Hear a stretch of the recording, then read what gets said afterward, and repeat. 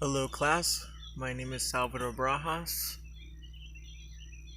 and I just wanted to share the view that I am fortunate enough to experience right now. I hope all of you are doing well right now. I know times are a little crazy right now. I'm sorry I can't be there live with you guys. My resources are a little limited, especially with what is going on right now, and I'm gonna try to do this as best as I can. So bear with me, please. And I hope this turns out well.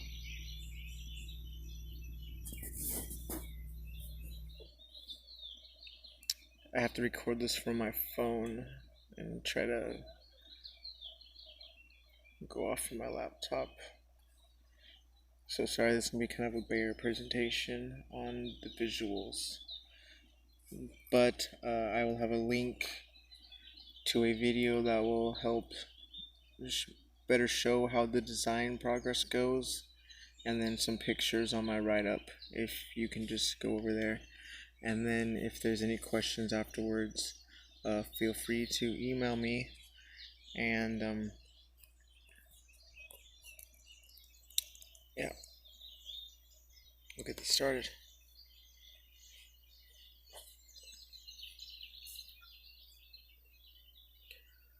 So, what I'm going to go over is green roof modular systems.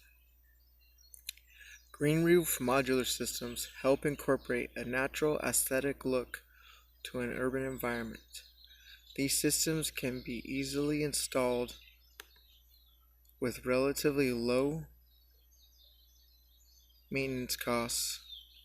Prices can range from 5 cents to 20 cents per square foot a year, and the modular systems can be constructed with recycled plastics. The plastics used in these modular systems take longer to become brittle and break down since it is not consistently degraded by sun exposure. If a container becomes damaged, the sections can be removed and replaced without having to reconstruct large sections, unlike typical roofing methods. Draining holes are located in the bottom of each section of each module to help prevent water from standing and help with drainage. Modular systems typically are constructed containing 3 sections: the plastic container, a patented soil mixture that's developed by the company, and plants. Plants are grown at a nursery inside the modular tray. Plants are grown at a nursery, and then clippings are gathered and placed inside the modular trays. And then the modular trays get installed on a roofing system with braces to support the tray weight.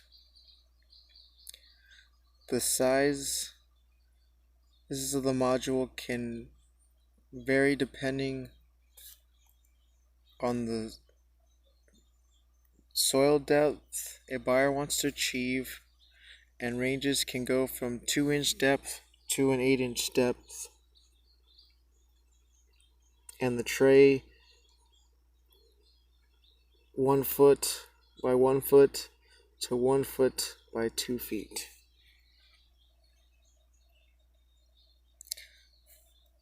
The systems typically consist of a succulent ground cover that can show resiliency and a pretty bloom. The succulent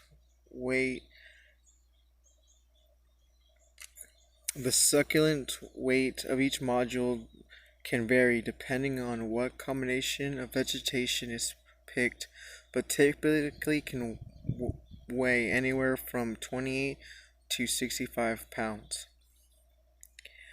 The plants that are usually used within these systems don't demand too much water and can be quite conservative compared to other plants. For a nursery, managing these orders can be very easy but can take large amounts of space. Usually, a nursery will establish an order a month prior so that rent space isn't being filled for too long and the nursery begins to lose out on money. Meaning by rent space is just there's more, there could be, instead of just a large lot of these laying out, taking up space, they could have a large variety of different products that they could provide to, landscaping companies or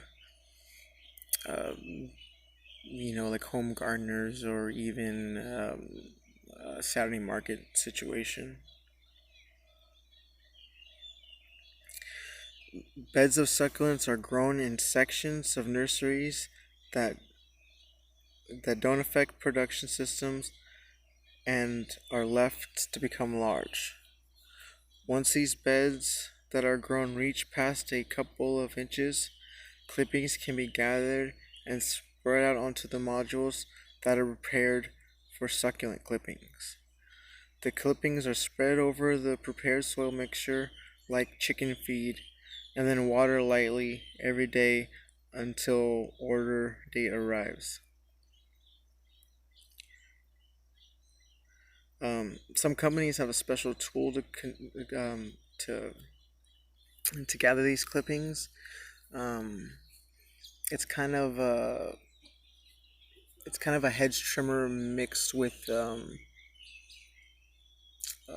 like a leaf blower that sucks, and so it sucks all of the clippings into a bag, and then it makes it easy for um, the people working at the nursery to gather the clippings and then spread them all onto the empty trays that are filled with the soil mixture.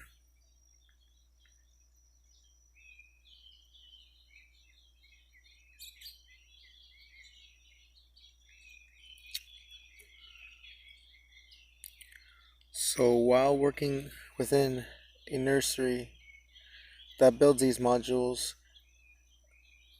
I learned about how some of these systems work, and they establish a mixture uh, so that they can provide buyers a catalog of like different varieties of like variations of colors that you can see on these roofs. And a client can decide what type of succulent combination they might want to purchase by checking out these nurseries. For example, if I was to pick a combination called Royal Sunset, the nursery would have a formula already established um, of what of succulents that would go into the modular system. Um, like a combination of like 10% white sedum gets mixed with 80% gold, and then 10% John Creech. And then once this mixture is all mixed together, then it gets spread over the modules. And how these percentages are configured, there's they use the overall weight and then the size of the installation that they do, and they configure the percentage of each amount to get what kind of hue or kind of like uh, variation of colors mixed throughout the roof that's being installed. There are there's several benefits to a system like this. They can help increase animal populations and aesthetic feel as well.